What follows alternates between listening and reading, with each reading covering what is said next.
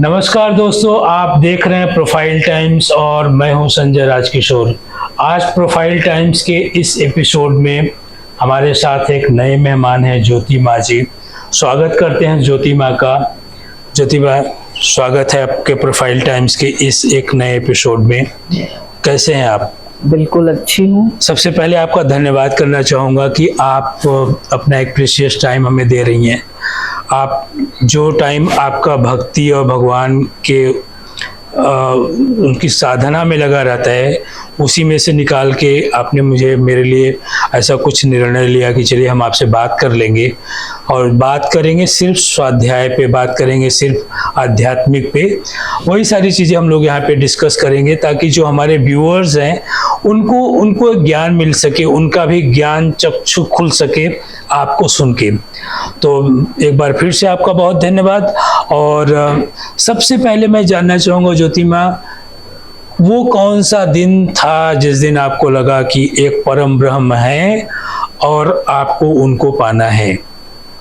जी बताएं थोड़ा सा। देखिए संजय जी, मैं भी आपका आभार व्यक्त करती हूँ कि आपने ऐसे संत के पास आप आए जिसका हमेशा परम लक्ष्य भगवत प्राप्ति ही रहा है।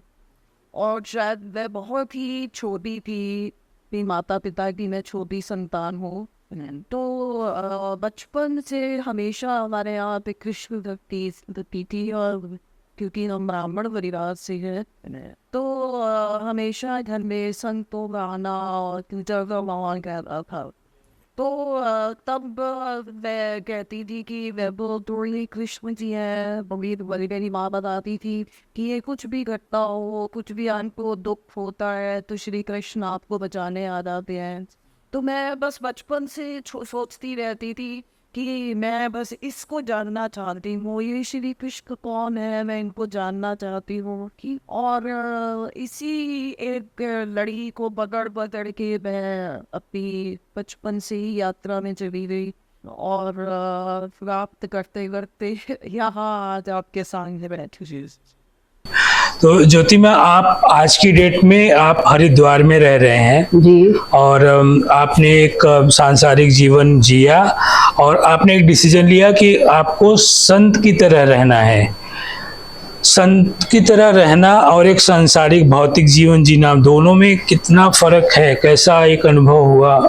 देखिए बेसिकली जब हम इस संसार में आते हैं, हमारा गर्भाधान होता है, तो हमारी यात्रा तो उधर से ही शुरू हुई है, प्रारंभ हुई है जी जी भगवत धाम से, और वहां से लेकिन कुछ समय के लिए जिस प्रकार से हमारे माता पिता, हमारी डेस्टिनी, हमारी प्रारब्ध बनी होती है, तो हम यहाँ से उसी प्रकार के माता पिता के संस्कारों के साथ अपनी यात्रा प्रारंभ करते हैं। और अगर हमारे यात्रा माता पिता हमारे अध्यात्म में है तो बचपन से ही वो बीज पड़ जाता है और वो वृक्ष की भांति धीरे धीरे अपनी ग्रोथ में चला जाता है। और बेसिकली अब तो मुझे लगता है कि संसार मतलब कि, और इसीलिए ये जो ग्लोब की आप बात कर रहे थे कि ग्लोब मुझे इसीलिए बहुत प्रिय लगता है क्योंकि उसके जो बाहर का खोल है उसमें सब नदियां, नाले, पहाड़ और आपको सब चीज इंडिकेट कर रहे हैं। और वो बीच में से वो खोल है, खाली है, बिल्कुल खोखला है जी। तो मतलब एक ही सिक्के के वो दो पहलू हैं।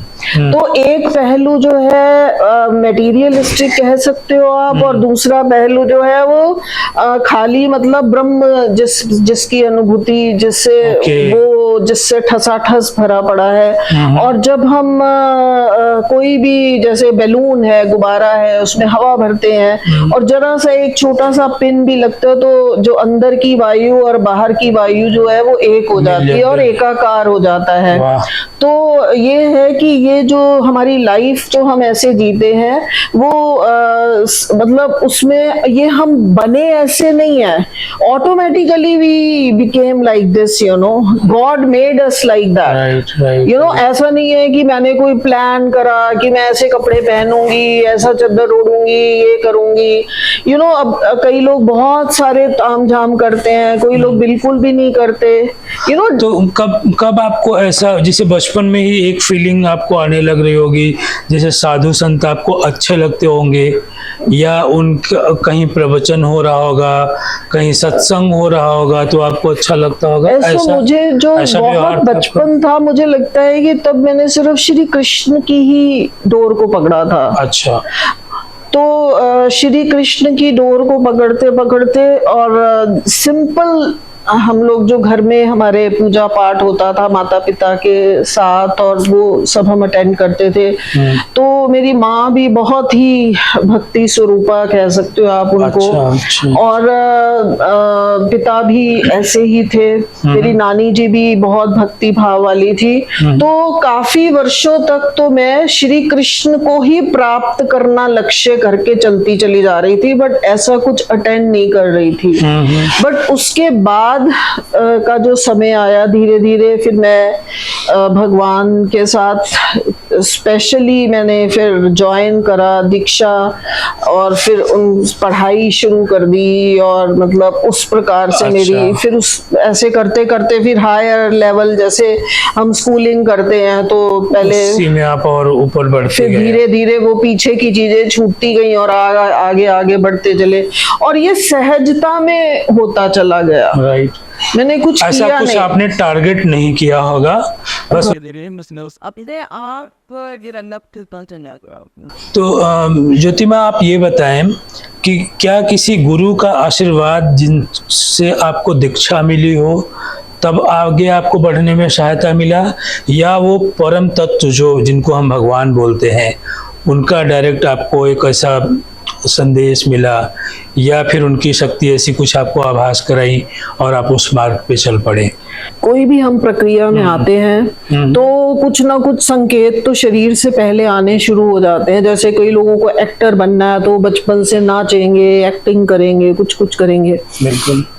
और अगर हम इतनी बड़ी आध्यात्मिक जर्नी पे जाने वाले हैं, आध्यात्मिक यात्रा पे जाने वाले हैं, तो निश्चित रूप से कभी हमें संत मिलते थे, कभी मुझे अच्छे, जैसे हम लोग मंदिर में कोई कार्यक्रम में जाते थे तो वहाँ छोटे मोटे श्री कृष्ण जी की लीलाओं में नाचना, ऐसे छोटे छोटे। अच्छा। फिर जैसे ऐसी भी बचपन से हमारी प्रक्रिया चलती रहती थी। अपनी माता जी के साथ जाते थे हम, यहाँ शिव मंदिर है हमारे यहाँ पर। फिर उसके बाद जब मैं कुछ 22-23 वर्ष की ही थी जी, तो फिर मैं एक संस्था दादा लक्ष्मी भगवान के नाम से, मुंबई से थे वो जी, उनके साथ मैं जुड़ गई जी। और उनके साथ मैं 2005 तक मैंने उनके साथ गीता का अध्ययन, अच्छा। और योग वशिष्ठ का अध्ययन, उनकी 5 ग्रंथ होते थे तो उनके अध्ययन, अष्टावक्र गीता और श्रीमद् भगवद गीता, अच्छा। इस तरह से उनका अध्ययन किया। और बड़ी छोटी आयु में ही मेरे को उनकी कृपा से मेरे को व्यासपीठ पे बैठने की आज्ञा मिल गई। लेकिन मुझे ऐसा नहीं लगता था कि मैंने कोई बहुत ज्ञान प्राप्त कर लिया है, और पता नहीं कुछ नेचुरल आपको था। नहीं फील हुआ होगा, लेकिन जो सुन रहा होगा आपको डेफिनेटली उनको ऐसा फील होता होगा कि आप जो बोल रही हैं वो परम तत्व की वाणी बोल रही हैं। जी, मतलब ऐसा नहीं कि आप मतलब लगता था कि हमें कुछ हाथ, पता नहीं कौन बोल रहा है, यू नो। ऐसा नहीं लगता था कि मैं कोई ज्योति जो हूँ, मैं वो कुछ यहाँ बैठ के बोल रहा है, यू नो। कोई ऐसे लगता था कोई पावर है, कोई एनर्जी है, बट तब इतनी समझ नहीं थी। बिल्कुल। और ये यही होता है कि जो मुझे समझ में आता है कि यही होता है जब उस परम तत्व की शक्ति उस उस आत्मा में आती है जी और फिर वो आत्मा शरीर रूप धारण करके जो बोलती हैं या अपने मुख से जो बोलते हैं वो परम वाणी होती है, जी। ना कि तो उस ऐसे इंसान करते की। करते फिर मैं जरूर बताना चाहती हूँ कि मैं पूर्ण रूप से फिर मैं जब उस मार्ग से यहाँ पहुंची, फिर मैंने जगत गुरु शंकराचार्य परंपरा से, ज्योतिर्पीठ से, जो हमारे ब्रह्मानंद सरस्वती जी जगत गुरु हुए हैं ज्योतिर्पीठ के, जी जिन्होंने बद्री का आश्रम में भी अच्छा। जो जोशी मठ वहाँ में, के, हाँ, बिल्कुल। 4 मठों में से एक मठ जी उनके मठ पास है, तो वहाँ पर उनकी मैं पीठ से मैंने प्रॉपर रूप से दीक्षा ली। अरे वाह। और मेरे जो सदगुरु देव गुरुदेव महाराज है, मैं उन्हीं से ही मेरा संन्यास और ये जो ज्योतिर्मय आनंद सरस्वती नाम है मुझे उन्हीं से मिला है। अरे वाह, अरे वाह। तो जी, आपके जानने वाले, आपको मानने वाले लोग आपको ज्योतिर्मया माता जी के नाम से जानते हैं? ज्योतिर्मय आनंद सरस्वती नाम से ज्योतिर्मय। जानते हैं, बट क्योंकि मैं बहुत छोटी आयु से इसमें थी, तो ज्योति संत कोई कहने अच्छा। लग गया था छोटी आयु में ही।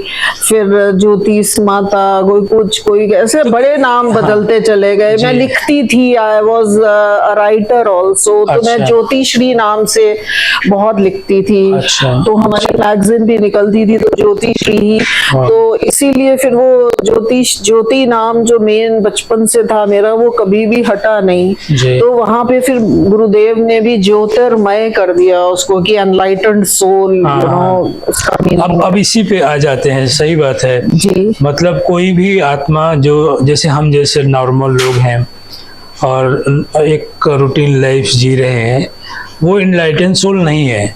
और आपके साथ जरूर कुछ ऐसा हुआ होगा तभी जाके आपने वो फील किया, वो प्रभु उस तत्व को फील कर पाई। तो आपका कब इनलाइटमेंट हुआ है, जब आपको लगा कि अब मेरे अंदर चेंज आ गया है? मैं ना आपकी जो प्रश्न है इसी में आपका उत्तर कुछ देना चाह रही हूँ जी। कि इस परमात्मा ने जो ये सृष्टि रची है, उस सृष्टि में एवरीबडी इज एनलाइटेंड सोल। लेकिन जैसे कि जब सूर्य जब चमकता है या जो चंद्रमा पूरी अंधेरी रात में भी पूरी पृथ्वी को प्रकाशित कर देता है, इसी प्रकार से जब अगर उसके सामने बादल आ जाते हैं तो उसका जो रियल जो प्रकाश है वो पीछे छुप जाता है, धूमिल हो जाता है, और बड़ी देर देखने के बाद फिर कभी बादल हटते हैं तो वो हमें प्रकाश अनुभव होता है। इसी प्रकार से वो जो जितनी भी जीव आत्माएं या कोई भी 84 लाख योनि है, सब उस क्षमता सबको प्राप्त है। हर कोई एनलाइटेंड था। कुछ समय के लिए उसके सामने माया के बादल आए, लेकिन अगर वो प्रयास करेगा तो निश्चित रूप से बादल छट जाएंगे और उसका असली स्वरूप जागरूक हो जाएगा। राइट।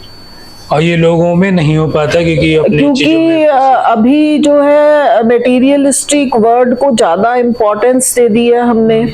और अगर हम किसी को भी ज्ञान भी देने जाते हैं तो हमारे को ही लेक्चर देने लग जाते हैं कि अरे कपड़ों से क्या होता है, पुत्रपुण्य से क्या होता है, मालाओं से क्या होता है, इन चीजों का कोई महत्व नहीं है जीवन में, वो तो कोई भी अनुभव कर सकता है।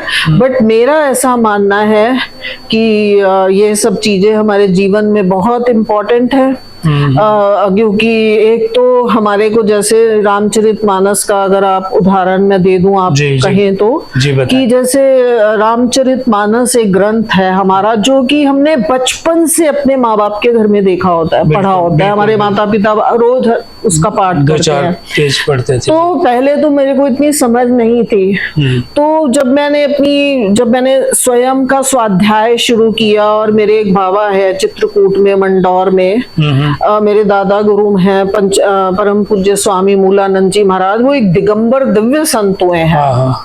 तो बाबा मेरे दादा गुरु हैं, और जो परम पूज्य महाराज जी और विद्याधर त्रिपाठी जो है वो जगत गुरु शंकराचार्य परंपरा से ही है, और मेरे गुरुदेव, और वो क्लास फेलो रहे हैं, गुरुकुल में इकट्ठे पढ़े हैं, इसीलिए फिर उन्हीं के माध्यम से मैं इस परंपरा में आई। तो तब मुझे बाबा कहते होते थे कि बेटी परमात्मा तो हमारे भीतर है, भीतर है, भीतर है, लेकिन वो जब हम कंसंट्रेट एक चीज पे करेंगे, फिर हम ज्ञान, अगर हम पूर्ण ज्ञान में थे पहले, तो उन्होंने फिर मुझे पूरी भक्ति सिखाई। और फिर भक्ति में मैंने सीखा कि भगवान राम जो है वो परम ब्रह्म है मेरे भीतर, और लक्ष्मण रूपी प्राण मेरे भीतर चल रहे हैं, और भरत रूपी धर्म में मैं प्रक्रिया कर रही हूँ, और शत्रुघ्न जो है वो मेरे आसपास एक लक्ष्मण रेखा चला के कि मैं इस ये जो मैंने वस्त्र, तिलक और ये जो माला पहनी है, इससे मुझे प्रोटेक्ट कर रहा है कि मैं कभी भी ये ना भूलूं कि मैं उस परम की संतान हूँ। वाह।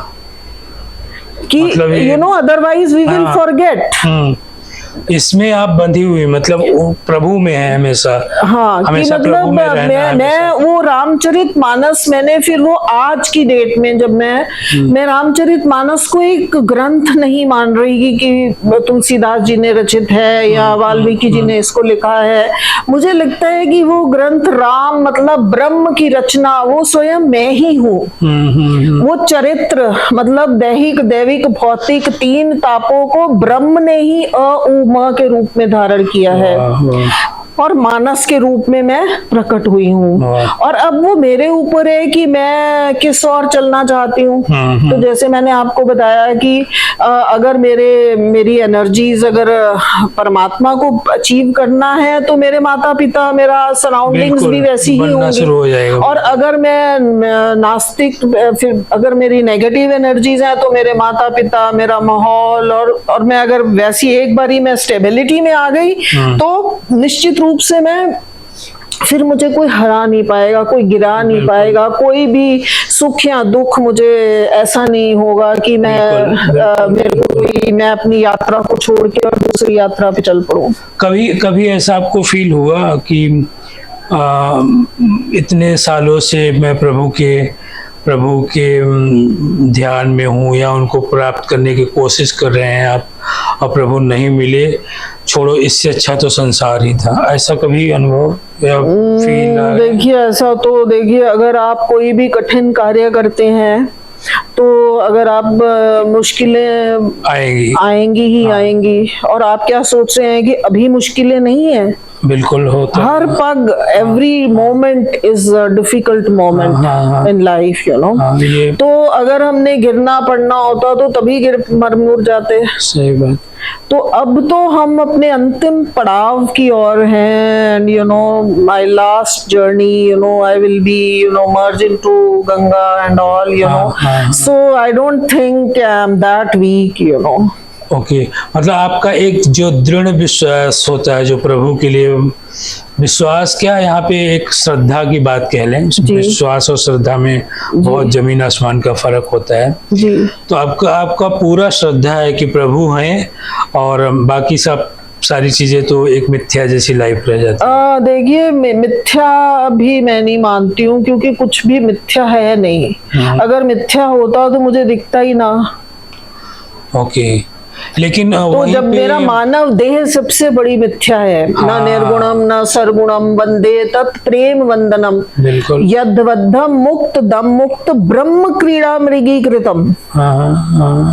तो मतलब मैं तो सगुण में भी हूँ और नहीं भी हूँ। अगर मैं हूँ और ये उसके बिना तो हो नहीं सकता, बिल्कुल। और निर्गुण भी हूँ तो साकार के बिना मैं हो नहीं सकता, बिल्कुल। और तभी आप मतलब अगर आप सगुण तो अब ऐसी साधना के उस मोड़ पे आ चुके हैं कि कुछ ना मिथ्या लगता है ना सत्य लगता है। ऐसे लगता है कि जो भी है बस we have to go with the flow, you know. अपनी जर्नी, जैसे सड़क से ट्रैफिक जा रहा है और आप भी ऐसे ही जा रहे हो, कोई फर्क नहीं पड़ता है। एक चीज और थोड़ा सा क्लियर करें, जैसे ये पब्लिक का सवाल रहता है कि लोग सो कॉल्ड जो बाबा होते हैं आज की डेट में, वो बोलते हैं कि आप हमें ज्वाइन करो, मैं आपको एनलाइटन कर दूंगा, है ना, आपके अंदर में वो शक्ति डाल दूंगा जिसको शक्तिपात बोलते हैं, और आप एनलाइटन हो जाओगे। क्या देखिए वो मेरी सही लाइफ है में या- ऐसा कुछ नहीं हुआ है। जी। मेरी लाइफ में मैंने बचपन से एक सच्ची साधक रही होंगी। मेरे सामने सच्चे सच्चे गुरुज आए और मुझे पता ही नहीं चला। लोग कहते हैं हम गुरु ढूंढेंगे, गुरु ऐसा बोलेगा, लेकिन मेरी लाइफ में ऐसा कुछ नहीं हुआ। मेरे खुद गुरु आ खुद गए। गुरु सामने आए, खुद उन्होंने मुझे यहाँ से उठाया। अच्छा, इसका मतलब और- अगर सच्चा साधक होगा तो खुद गुरु कहीं ना ढूंढना गुरु नहीं मिल है। जाएंगे। और कोई भी देखिए, ये आपकी जर्नी आपकी है। राइट।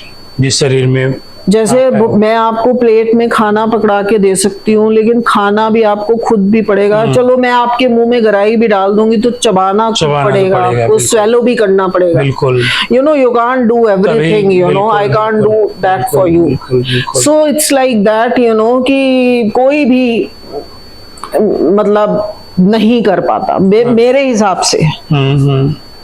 ठीक है, अगर मैं डिजर्व करता हूँ तभी होगा वो। हाँ, मतलब जैसे रामकृष्ण परमहंस और विवेकानंद जी, तो विवेकानंद जी भी डिजर्व करते थे तो रामकृष्ण परमहंस जी कर पाए। एग्जैक्टली, अदरवाइज अदरवाइज कहने का मतलब और पात्र क्यों बनना नहीं, चाहिए। हाँ, पात्रता भी शिष्य की बिल्कुल में होनी चाहिए। तो ऐसा नहीं है कि कोई मिरेकल हो जाएगा और आप एनलाइटेंड हो जाओगे, या अगर आपको लगता है कि इस वाले बाबा जी से मिलके मुझे बहुत ज्यादा अच्छा लग रहा है, या वो एनलाइटेंड है या कुछ है, तो कई बारी वो टेम्परेरी फेज होता है, हमारी टेम्परेरी भावना होती है। और अगर आप एक बारी एनलाइटेंड हो गए तो no one can change your, अच्छा, thing, you know, then it's forever. Okay okay okay. No one can do anything after that. अच्छा, एक बार इनलाइटन हुआ तो फिर आप हो चुके हो, मतलब फिर आप, क्योंकि वो इतना higher level of you know universe का पे चला जाता तो है कि फिर आपको और कुछ क्या, हीरे जो कि कोयले में से निकले हैं, कोयले में तो पहली बात है फिर आप हाथ ही नहीं मारोगे। मतलब वो सब आसक्ति नहीं रहेगी कि मटेरियलिस्टिक चीजों पे। मटेरियलिस्टिक चीजों में तो मुझे नहीं लगता कि उस लेवल के पहुंचने के बाद आप ये आलतू फालतू चीजों में कि हाय राम मेरे तो उसके पास कार है तो मैं उसी के पास जाके रह लूं, आज तो मुझे ऑटो पे चढ़ना पड़ रहा है या पैदल चलना पड़ रहा है, या यू नो ऐसी ही होती है छोटी छोटी, या मुझे बड़े घर में रहना है। तो अभी मतलब मुझे तो आई डोंट थिंक कि कई लोगों का ये सपना रहता है ना कि बड़े घर, बड़ी गाड़ियां, मल्टीपल गाड़ियां, है ना, ऐसा। जी, बट वो सब सारी चीजें आपके अंदर नहीं आती होंगी जस्ट बिकॉज कि आप मटेरियलिस्टिक चीजों से परे हैं। एक्चुअली मैं कहती हूँ कि परे क्यों होना है, अगर मेरा शरीर ही मटेरियल है बहुत सूक्ष्म। तो आप कहाँ से चले जाओ, किससे दूर भागोगे? उसको तो वस्त्र भी, दुनिया के लिए तो वस्त्र पहनने, स्त्री शरीर है, हम लोग मातृत्व है, बिल्कुल। तो अब इसको नग्न भी नहीं छोड़ेंगे, बिल्कुल बिल्कुल। वस्त्र भी चाहिए, हाँ। आपको फिर फूड भी चाहिए, तो वो भी कौन सा मटेरियल, हीरे, आपका शरीर से ज्यादा सोना, हीरा, आप मुझे बताओ मेरे भीतर हीरे से भी ज्यादा महंगा परमात्मा जिसने पूरी सृष्टि की रचना रची है, मुझे तो ये सोने से ज्यादा कीमती है मेरी बॉडी का शरीर दिखता है। हाँ बिल्कुल। तो मैं कौन, ये तो उसी ने ही मुझे सजा के भेजा है। हाँ, और अगर ये न होता, शरीर न होता तो बुद्धि न होती, विवेक न होता, फिर प्रभु को पहचानते कैसे? जी, वो एक अलग टॉपिक है जो आपने मुझसे प्रश्न किया कि हमने इस शरीर को क्यों धारण किया है, उसमें आ जाएगा कि अंतःकरण इज द कॉज। मन बुद्धि चित्त अहंकार के माध्यम से हमने शरीर को धारण किया। अभी आप मटेरियलिस्टिक की बात कर रहे हैं, तो कहते हैं ना कनक जैसा शरीर है, यू नो, ये एक चौपाई, सोना, सोने को बोलते हैं। बिल्कुल। तो मतलब वो उससे तो कीमती मेरा शरीर है। बिल्कुल बिल्कुल। तो फिर और कौन से सोने, और कौन सा मटेरियल है, सोना चाहिए जब उससे सोने जैसा शरीर ही अपना है जिसमें हम उस पात्र में इसलिए मतलब ये आपके गुरु के ऊपर डिपेंड करता है कि उसने आपको कैसा ज्ञान दिया है, क्या वो आपने उसको किस तरह से समझा है। बिल्कुल राइट। ज्योतिमा, एक बात बताएं, कितना डिफिकल्ट होता है भौतिक जीवन और एक संतों की जीवन? देखिए, दोनों लाइफ, जो गृहस्थ जीवन और संत का जीवन जो है, दोनों अपनी अपनी गरिमा लिए हुए होता है। तो गृहस्थ जीवन में वो पति पत्नी they are mentally prepared to live that life, है ना। तो उनको अपने गृहस्थ को उनको पसंद है और उनको बस महात्माओं के पास जाना है, अगर कोई जा रहा है तो उनसे अपना लेना देना करना है और अपने वो prepared for that life. And संत जो है उसको जब वो कदम भी रखता है इस मार्ग में तो उसको बहुत सारी रिस्ट्रिक्शंस हो जाती है। शुरू में तो वो प्रिपेयर्ड नहीं है रिस्ट्रिक्शंस के लिए, लेकिन गुरुजी कहेंगे अरे बेटा ऐसा मत करना, वैसा मत करना, आप अब ऐसे वस्त्र नहीं पहन सकते हो, ऐसा कुछ नहीं कर सकते हो, रिस्ट्रिक्शंस दे देते हैं आपको। फिर अगर आपकी शादी हुई है तो अब आपको ब्रह्मचर्य में रहना है, या मतलब कुछ वहां पे भी रूल्स को फॉलो करना है। और फिर आप जैसे बाजार में खड़े होके गोलगप्पे नहीं खा सकते हो, बाहर में भोजन नहीं कर सकते हो, और बड़ी सारी बड़ी चीज, फिर रिश्तेदारियों में शादियों में जाना, ये सब चीजें एक संत नहीं कर पाते हैं। बिल्कुल। तो आप ये इंडिविजुअल आपकी फीलिंग है कि आप मतलब किस में आपको अच्छा लग रहा है, क्योंकि वो उसको पता है ये तो इल्यूजन है, ये शादी हो रही है, अभी 1 घंटे बाद यहाँ कुत्ते बर्तन चाट रहे होंगे, यू नो। बिल्कुल। तो वो संत को मालूम है, पर अगर संत जा भी रहा है तो मेरे को तो उससे कुछ लेना देना है नहीं, जिसका जो मन कर रहा है वो करे। बट अपनी साधना वाला जो वो है, अगर वो सच्चा साधक है तो हमेशा वो अपनी लक्ष्य कोई और, जैसे वो श्री कृष्ण और अर्जुन वाला वो जो है कि वो कैसे वो उसका लक्ष्य क्या था कि उल्टी मछली लटकी हुई है और जल में उसको देखना है और ऐसे करके निशाना लगाना है, उल्टी बाईं और को आंख पे निशाना लगाना है। तो उसने वो कर लिया क्योंकि उसका लक्ष्य था। तो फिर कोई भी चीज अड़चन नहीं आई उसके सामने। तो अगर हमारा लक्ष्य अगर ब्रह्मानंद की अनुभूति करना है तो फिर कोई भी कुछ कर ले। अगर शादी में चले भी गए 2 मिनट के लिए, अगर आपको लग रहा है बहुत प्रेम है, बहुत स्नेह है, वो मेरा अपना है, तो 2 मिनट गए और आ भी गए, तो क्या फर्क पड़ रहा है। बट हम कितने स्ट्रॉन्ग है अंदर से, वो दैट इज मोर इम्पोर्टेंट। एक चीज और बताएं, क्या जो खान पान रूटीन लाइफ कितना मायने रखता है अगर कोई साधना कर रहा है? देखिए, मैं जब किसी टाइम पे बहुत सत्संग प्रवचन में थी, जब मैं खुद भी अध्ययन करती थी, तो और शाम के समय हमारे मंदिर में 4 to 5 और 6 o'clock तक भजन होता था। और जो ग्रंथ का मैं अध्ययन कर रही होती थी उसी पे शाम को टॉक होती थी। अच्छा, ओके। तो तब मैं अष्टांग योग पे बोलती थी, यम, नियम, आसन, प्राणायाम, प्रत्याहार, धारणा, ध्यान और समाधि। बिल्कुल। तो I used to explain 1 word within 3 hours, 4 घंटे तक एक ही मतलब बैठे बैठे समाधि हो जाती थी जो मेरे आसपास लोग होते थे। तो उसमें जो मैं एक वर्ड को एक्सप्लेन करती थी, तो मैं कहती थी प्रत्याहार इज नॉट, ठीक है, भोजन का प्रत्याहार होना बहुत जरूरी है। आप प्याज नहीं खाओ, लहसुन नहीं खाओ, मीट नहीं खाओ, अंडे नहीं खाओ, ये सब मत करो।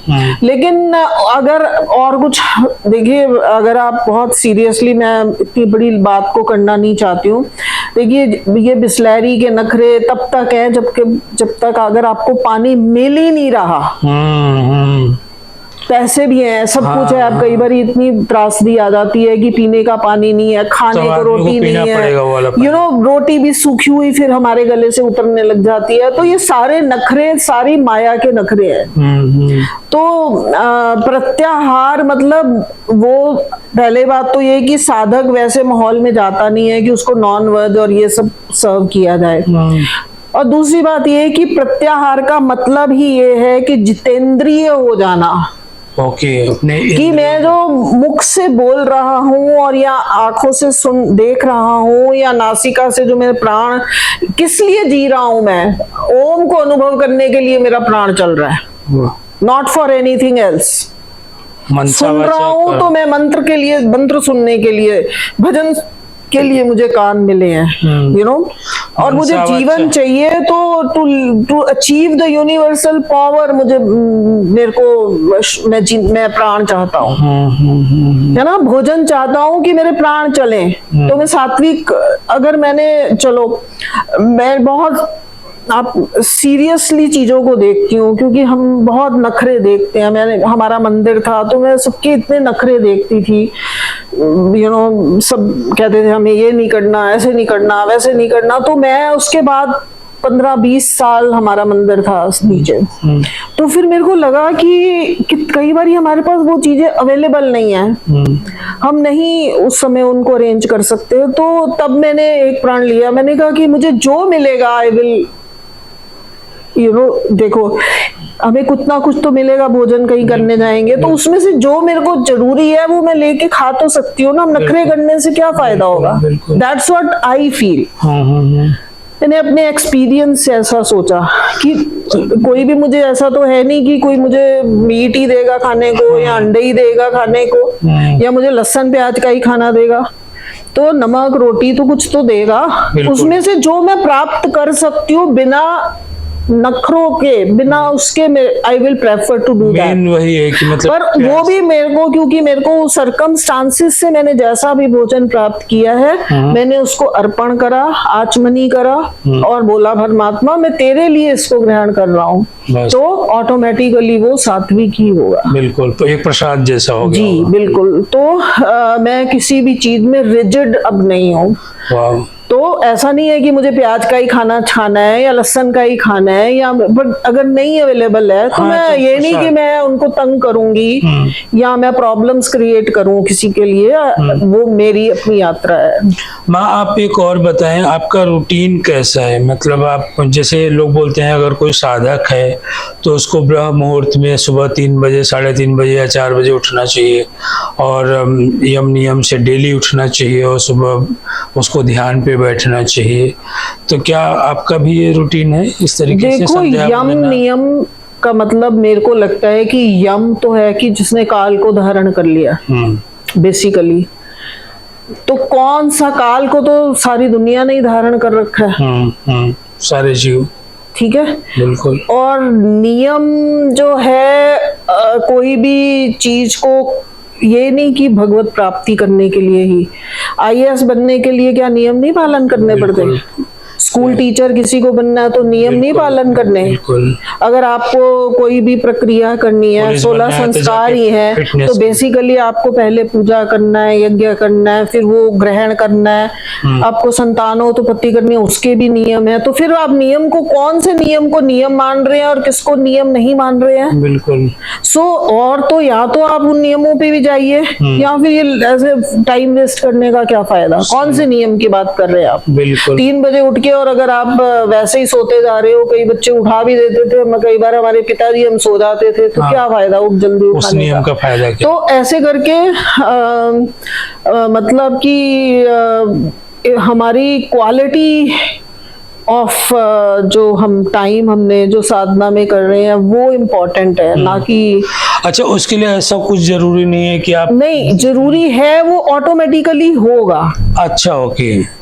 अगर आप सच्ची सोल हैं, आपने उठ ही जाना है। आपको पता है, जैसे अब मैं हूँ, चलो मैं थोड़ी अस्वस्थ हो गई, मेरी पेन हो गई बैक में, जैसे अब हरिद्वार से मैं यहाँ आई हूँ, थोड़ी सी लाइफ रूटीन चेंज हो जाती है।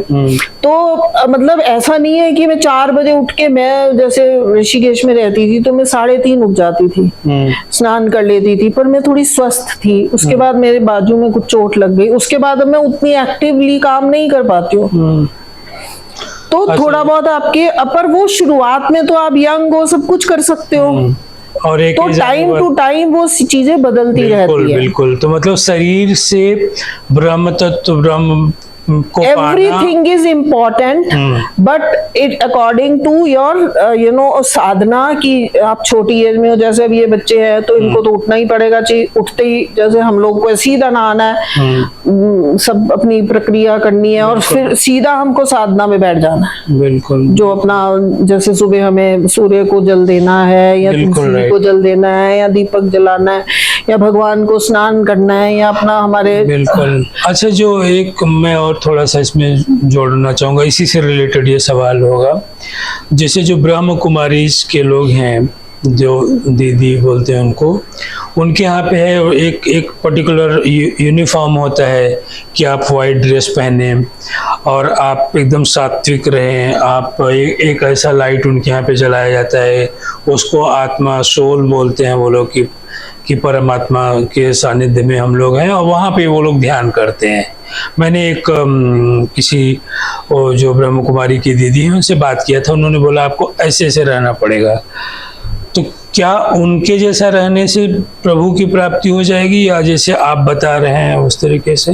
देखिए, मुझे तो वहाँ पर ऐसा मेरे तो लगता है, जो मेरी जर्नी है, मैंने अपने गुरु कृपा से, गुरु के ज्ञान से और अपने अध्ययन अभ्यास, और हमेशा उस चीज के बारे में मैं मनन चिंतन में रहती हूँ और उसको निधिध्यासन करने का प्रयास करती हूँ। अब अगर मेरा पास अगर वो फैसिलिटीज नहीं है, अब अगर मेरे पास अब रुद्राक्ष की, अभी थोड़े दिन पहले मैं गई, उन्होंने कहा 1 लाख की रुद्राक्ष की माला ली है, उससे जाप करने से फल मिलेगा। अब अगर मेरे पास 1 लाख रुपए नहीं है, मेरे पास तो 10,000 भी नहीं है, 10,000 की माला है, फलाने इतने हजार की है, और इतने महंगे कपड़े हैं, और इतना महंगा फलाना, ये सब तो नहीं है मेरे पास, तो मैं क्या साधना नहीं कर पाऊंगा? सही बात। तो साधना वही है जो हर एक एटमॉस्फेयर में की जा सके। न कि नहाना। अगर मैं ग्रीन पार्क में हूँ तो मैं यहाँ भी साधना में हूँ, अगर मैं ऋषिकेश में थी तो वहां भी साधना में हूँ, अगर मैं जगन्नाथपुरी गई हूँ वहां भी वैसी ही फीलिंग थी, अगर मैं सोमनाथ गई तो वहां भी मेरी वैसी ही फीलिंग थी। Everywhere you will feel the same. और वो जगह पवित्र हो जाएगा जस्ट बिकॉज कि आप वो जगह पवित्र थी, मैं अपवित्र था। बिल्कुल नहीं, जैसे कि आप मान लीजिए हरिद्वार रहते हैं और दिल्ली आप आ गए कि अरे दिल्ली में तो ऐसा माहौल है, तो एट्रोसिटीज है, यहाँ पे तो गलत चीजें होती है, लेकिन आप प्योर हो, इस वजह से वो एरिया प्योर हो रहा है। आपकी और फिर हमें वहाँ जैसे गंगा जल का एक बूंद किसी गिलास के पानी में डालना, वो गंगा जल हो जाता है। सेम चीज। जी बहुत बढ़िया। इसी तरह से रिजिडनेस ना दिखाएं, बहुत ज्यादा रूढ़िवादिता में भी ना जाएं, बहुत ज्यादा मॉडर्नाइजेशन में भी ना जाएं, जो क्योंकि अब का जो समय है, कलयुग का जो समय चल रहा है, कलयुग में हमको थोड़ा बैलेंस के, कहाँ तो हम हवाई जहाज और ये कैमरास और लैपटॉप और मोबाइल फोन्स और नासा की बातें कर रहे हैं, चंद्रयान कहाँ पहुंच गया, चंद्रमा पे। अब हम कैसे वो रूढ़िवादी बातें कर सकते हैं कि वो शूद्र ब्राह्मण फलाना ढिगड़ा, ये सब। बट ठीक है, जो ग्रंथों में लिखा गया वो भी ठीक है, उस समय के हिसाब से बहुत अच्छा था। लेकिन फिर भी मेरे गुरुजी ने मुझे सिखाया है कि अंदर से तुमको अपनी उस गरिमा में रखना है, बाहर से आप मौन रहो, निकलते रहो। एक चीज और बताएं, जो आजकल मैं बहुत सारे गुरुओं को, गुरु माता, गुरु भाई लोगों को देखा, ओशो के बारे में आप क्या कहेंगे? देखिए, मेरा एक पार्ट रहे हैं, मैंने मतलब छोटा मुंह बड़ी बात नहीं मैं कर रही हूँ, मैंने काफी अध्ययन करने का प्रयास किया। मेरे बाबा ने मुझे बहुत हेल्प किया जी। मैंने वेदों का, उपनिषदों का, पुराणों का, और जितने भी अच्छे, अखंडानंद सरस्वती जी महाराज, मेरी लाइब्रेरी थी बहुत बड़ी। अरे वाह। एंड उसमें हमारे पास ओशो की भी बहुत लिटरेचर थी, मतलब क्या लिटरेचर नहीं था ये बात आप कीजिए। अरे वाह, अरे वाह। तो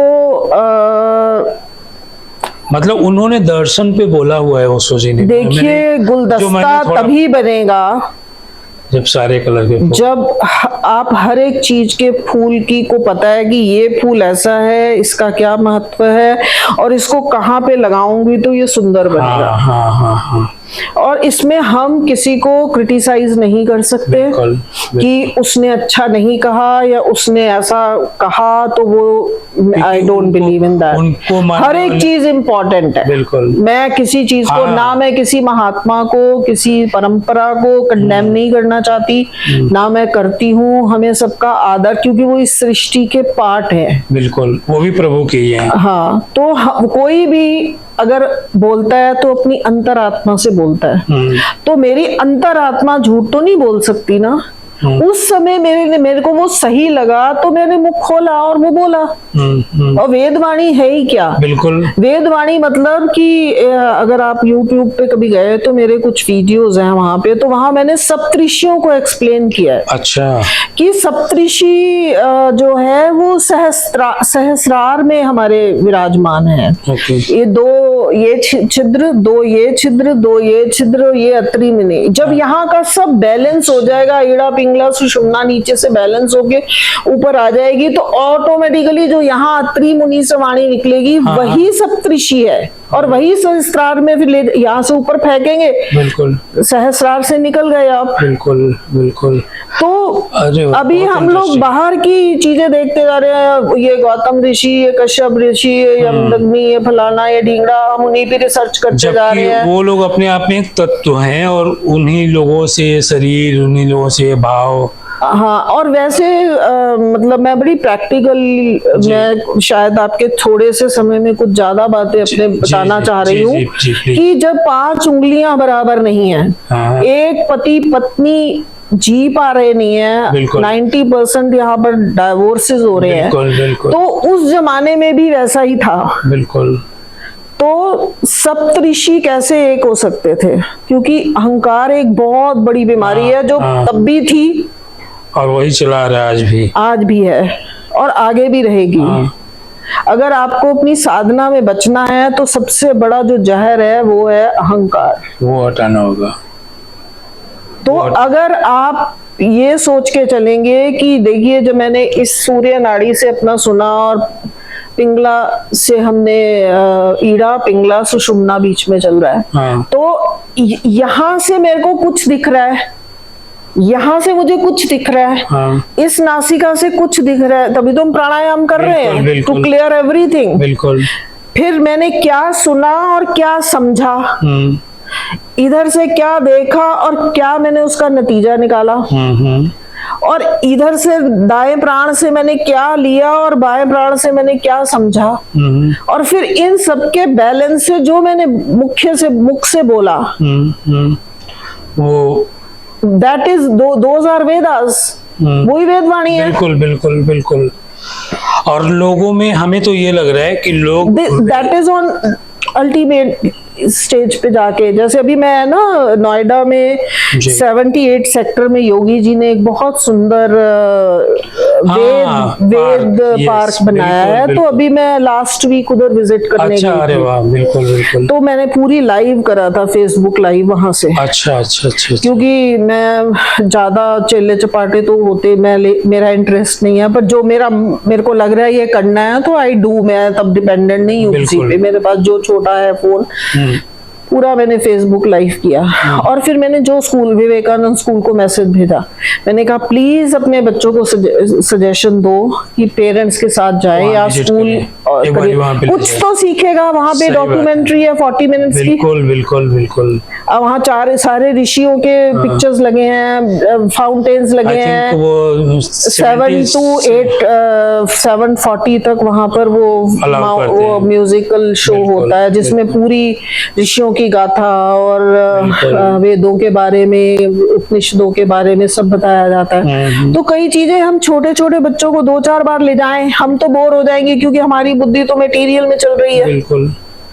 अच्छा, एक चीज और, एक सवाल उठता है कि जो भौतिक या मेटेरियलिस्टिक लाइफ जीते रहते हैं, उनको कभी रियलाइज कराने वाला कोई होता ही नहीं है। कि खासतौर से मेट्रो सिटीज की बात कर लें, अगर दिल्ली मुंबई के जो लोग हैं, कॉर्पोरेट लाइफ जी रहे हैं, मीडिया में जी रहे हैं लोग, मेडिकल, हॉस्पिटल, हॉस्पिटैलिटी, बहुत कुछ लाइफ है, पैसा तो है खूब, लेकिन वो जैसे जो एक होता है ना कि लक्ष्य क्या है आपका जीने का, वो उनको नहीं पता है। पैसा इकट्ठा कर रहे हैं, एक अनसर्टेन एज में ही पता चला अटैक आया, अपना शरीर छोड़ दिए। उनको कैसे रियलाइज कराया जाए? क्या पूजा पाठ डेली अगरबत्ती जला के हाथ जोड़ के? परमात्मा की सृष्टि में ना देर है पर अंधेर नहीं है।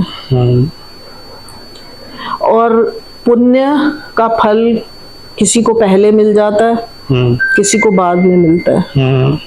तो जो इतना, वो एक दिन उसको झटका लगने वाला है। इतने लोग सुसाइड कर रहे हैं, आपने देखा? बिल्कुल बिल्कुल, क्योंकि उनको झटका लगा और वो क्योंकि कमजोर थे, वो झेल ही नहीं पाए। झटके तो लगने ही है। तो इसका मतलब आत्मा कमजोर होता है। आत्मा तो देखो सर्वव्यापक है। मैं जो सब कहते हैं कि आत्मा आती जाती नहीं है, वो ये यंत्र है जो आता जाता है। देखो गेहूं के अनेकों खेत हैं, चावलों के अनेकों खेत हैं, इतनी सारी सब्जियां हैं। शक्ति तो उसमें सब वही परम शक्ति की ही वजह से वो बने हुए हैं ना, सब क्रिएट हो रहे हैं। मुझे ऐसा लगता है, जो मैं अपनी भावना बता रही हूँ, कि मुझे लगता है कि आत्मा नहीं आती जाती है, ये यंत्र आता जाता है। ये मशीनरी है ना, जिसमें प्राण चल रहे हैं, 5 ज्ञानेंद्रियां, 5 कर्मेंद्रियां, पंच प्राण, और ये सब चल रहा है हमारे भीतर। तो जब मैं किसी का डेथ हो जाती है तो सब कहते हैं ये आत्मा तो चली गई है और फिर आ जाएगी। तो जब ग्रंथों में तो कोई भी ग्रंथ नहीं कह रहा आत्मा आती जाती है। आत्मा सर्वव्यापक है वो। बिल्कुल। जब बैलून में पूरी हवा ठसाठस भरी पड़ी है और बैलून टूटने से अंदर और बाहर एक हो गया, तो कौन आया और कौन गया? मटेरियल टूटा बस। बिल्कुल। तो ये शरीर रूपी बलून टूटा फटा, जिसमें से आत्मा अपने भीतर और बाहर एक हो गया। बिल्कुल बिल्कुल। और अगर आप साधक हो तो आप उसमें मिल जाओगे, और अगर मटेरियल हो तो आवागमन वाले किसी बॉडी में चले जाओगे, जो आपके हिसाब से बॉडी होगी, जिसके साथ आपके संबंध लिखे होंगे, वो घर मिलना हो, परिवार, मतलब बिल्कुल राइट। आपको समझ आ रहा होगा? हाँ बिल्कुल। तो थिंग्स आर वेरी क्लियर। और वो ग्रंथों से भी ज्यादा, ग्रंथों को अध्ययन करने के बाद, गुरुओं के साथ रहने के बाद पश्चात, हम जब अपनी भीतर उतरते हैं, भीतर की जब गति होती है, भीतर की जब यात्रा होती है, तब ये चीजें बहुत क्लियर होती है कि मेरे पैर में क्या कम शक्ति है, और सहस्रार में भी कम शक्ति है। किसकी, कौन सी शक्ति कम है? हाथ में कम है कि पेट में कम है कि गर्दन में कम है? कौन से मूलाधार में कम है? कहाँ पे है? बिल्कुल। तो कहाँ मैं बोलूं कि आत्मा नहीं है, आत्मा नहीं है, या यहाँ से निकल गई? अगर वहां आत्मा ना होती तो वो जलता कैसे? क्योंकि अग्नि भी वहीं जलेगी जहाँ कोई वायु तत्व या कुछ वैसा होगा, तभी जाके वो चीजें पॉसिबल है। 5 तत्वों का बैलेंस होता है, तभी कोई प्रक्रिया होती है। बिल्कुल बिल्कुल। अच्छा, तो मतलब कहने का ये है कि शरीर बदलता रहता है, आत्मा वही रहता है, वो शरीर में बस आपने अगर जैसे वो कहते हैं कि चश्मा अभी हमारा तो वो है प्रोग्रेसिव है, तो हमें दूर पास दोनों दिख रहे हैं। किसी ने दूर का ही चश्मा लगा रखा है, किसी ने गॉगल्स नीला पीला हरा फ्रेम लगा लिया तो उसको वैसा ही दिखने लग जाता है। ऐसे ही हमारे पास जैसा भीतर ज्ञान होगा वैसा ही हमको आगे दिखने लग जाएगा। तो मुझे गुरु तत्व हमारा स्ट्रॉन्ग होना चाहिए, गुरु की शरण में जरूर रहना चाहिए। एक तो आप अहंकार से बचते रहते हो क्योंकि गुरु का डंडा पड़ा रहेगा आपको। हाँ। अच्छा, एक चीज और है माता जी यहाँ पे, जैसे लोग क्या करते हैं, गुरु जी से दीक्षा ले लेते हैं, लेकिन वो मनमानी करते रहते हैं।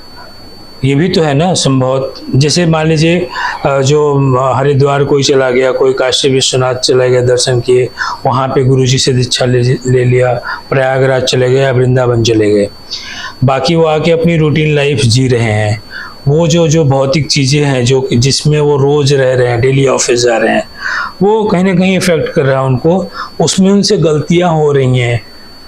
तो क्या गुरु दक्षिणा जैसे गाय का जो बछड़ा होता है गुम जाए, बहुत सारी वहाँ पे 50,000 गाय है, यहाँ वृंदावन में एक गौशाला है। जी। लेकिन हर एक बछड़े को अपनी माँ की पहचान है और रो धो के घूम फिर के वो पहुंच जाती है। आपकी माँ है वहां पर प्रयाग में रहती है, और मैं बोलूंगी नहीं भाई तुम तो मेरे बेटे हो, तो आप मानोगे ना? मैं आपका गर्दन काट दूं, उल्टा लटका दूं, आप मेरी तो माँ वही है भाई, है ना? ये तो मतलब मृत्यु लोक की माँ है, हमारे को एक शरीर को लाने बिल्कुल, वाली। बिल्कुल। लेकिन गुरु जो है वो पूर्व जन्मों के संस्कार से मिलता है। राइट। ज्ञान जो हमारे को जागृत कर दे। हाँ हाँ। गुरु किसको बोलते हैं?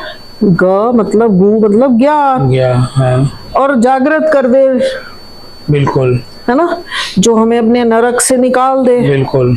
तो इसी तरह से चाहे आप कहीं भी चले जाओगे, बट वो सत्य हमेशा आपको कचोटता रहेगा कि नहीं, मिल तो मैं रहा हूँ बट मेरे गुरुजी तो वहाँ है, मेरी माँ तो वो है। अच्छा, क्या संभव है भगवान का दर्शन पाना? देखिए, मेरे हिसाब से उसके सिवाय इस सृष्टि में कुछ भी नहीं है। अगर आपने अपनी दृष्टि बदल ली है तो देखिए, मैं जरा सा यहाँ पर एक चीज के साथ जोड़ देती हूँ। अ माने ब्रह्म होता है, ओके। म माने मैं, अ उ म ओम बना। बिल्कुल। अ मैंने जो ब्रह्म था, इस म मतलब 5 एलिमेंट्स की बॉडी में जोड़ने वाला उ। अब वो ऊ दिख तो नहीं रहा है ना, जुड़ कैसे रहा है, पर जोड़ तो कुछ रहा है ना। अब यहाँ दिख कहा रहा है कि इसमें निराकार शक्ति है, बट है ना। हाँ हाँ हाँ हाँ हाँ। तो इस वजह से मतलब एक तरीके से देखा जाए कि ब्रह्मांड में ही हम सब जीव रह रहे हैं, और तो बिल्कुल बस हम सत्यता में अगर हम जीने का प्रयास कर रहे हैं, और वो सत्यता इन द एंड गुरु हमको भीतर की ओर ले जाएगा। बिल्कुल। तो इससे ये निष्कर्ष निकलता है कि हर एक इंसान के जीवन में एक गुरु होना चाहिए। जी, वो भी डेस्टिन्ड है ना। हाँ। होगा तो अपने आप मिल जाएगा। और तभी जाके प्रभु की प्राप्ति संभव है। कई सोल्स ऐसी आई हैं, बट जितने भी बड़े बड़े संत हुए हैं, सबके पास सबके ऊपर गुरु कृपा हुई है, अदरवाइज नहीं। लेकिन जैसे अगर मैं तो जो स्वयंभू हैं, मैं तो दूर रहती हूँ उनसे। कई लोग अभी हैं, बहुत से मटेरियलिस्टिक वर्ड है जहाँ पर सब अपने आप को गुरु मानने लग जाते हैं। हाँ, और एक बहुत बड़ा चैलेंज है आज के डेट में, जैसे लोग अपना वेशभूषा बनाते हैं गुरु का, त्रिपुंड लगाएंगे, चंदन टीका और ये वस्त्र धारण करके गुरु बनते हैं, और वो ऑफर भी करते हैं कि आपको ज्वाइन करना है तो आप आइए, बाकायदे फॉर्मेलिटी करिए और हमारे शिष्य बन जाइए। और वो क्लेम करते हैं मंचों पे बैठ के कि हमारे 10,000 फॉलोअर्स हैं, हम इतने लोगों को दीक्षा दिया है। कैसे पहचाने सही गुरु कौन है? देखिए, जो पहले राजा महाराजा होते थे ना, वो सुंदर और दिव्य संतान प्राप्त करने के लिए एक दिव्य परिवार से ही स्त्री लाते थे। हाँ, ये फैक्ट है ना। बिल्कुल। तो फिर जो इतने हम आज राजकुमारियों की, राजाओं की पिक्चर्स देखते, फोटोज देखते हैं, कुछ भी, या भी ग्लैमरस टीवी ये पिक्चरों में भी कभी कभी इतनी सुंदर रानी थी, लक्ष्मीबाई, फलाना ढींगरा, ये सब, मीराबाई, इतने दिव्य स्वरूप थे उनके। तो वहां पर उस समय पर वर्ण संकरता नहीं थी। ओके। तो वहां पर फिर वो इतनी प्योरिटी का जीवन होता था। तो अगर सुंदर लड़की, पहले तो ऐसे परिवारों में होती ही सुंदर लड़कियां थी क्योंकि वहां पहले से ध्यान रखा जाता था। तो इसी प्रकार से आज वही, अगर मैं स्वयं को कह रहा हूं कि आई एम, जैसे आपने कहा आपको परमात्मा मिल गया, आप एनलाइटेंड हो, क्या भगवान मिल जाता है? जब उसके सिवाय दूसरा कुछ है ही नहीं तो मिलना क्या? है? खुद ही ऑलरेडी मिले हो आपने। उसके प्रकाश के आगे बादल आप नीचे से ही तो जल लेके गया सूर्य अपने ताप से, और उसके आगे ही बादल आ गए। इसको ऐसे समझ लिया जाए कि परमात्मा अंदर है, तभी तो हम सांस ले पा रहे हैं, तभी तो बोल पा रहे हैं, कुछ भी हो रहा है उसी से हो रहा है। फिर भी आप सोचो कि अब पैसे की भी तो कोई लिमिट होनी चाहिए ना। मतलब चलो, आपने छोटा एक स्थान बना लिया, फिर बड़ा बना लिया, फिर और कितना और, बिल्कुल, उस और की भी तो कोई कुछ लाइन तो होनी चाहिए ना। बिल्कुल लक्ष्मण रेखा तो सब तब से लगानी भगवान ने बता रखी है। बिल्कुल। और फिर कई लोग तो मैंने देखे हैं कि ग्रंथों में भी कमियां निकाल रहे हैं, अरे यहाँ भगवान ने ऐसे गलत कर दिया, यहाँ ये गलत कर दिया, यहाँ ऐसा नहीं। तो ऐसा ग्रंथ स्वाध्याय करना चाहिए लोगों को, मैं तो करना चाहिए ना, बिलीव नहीं, मैं तो नहीं रह सकती, मैं तो अभी भी है ना। अध्ययन जैसे में अगर रहती हूँ।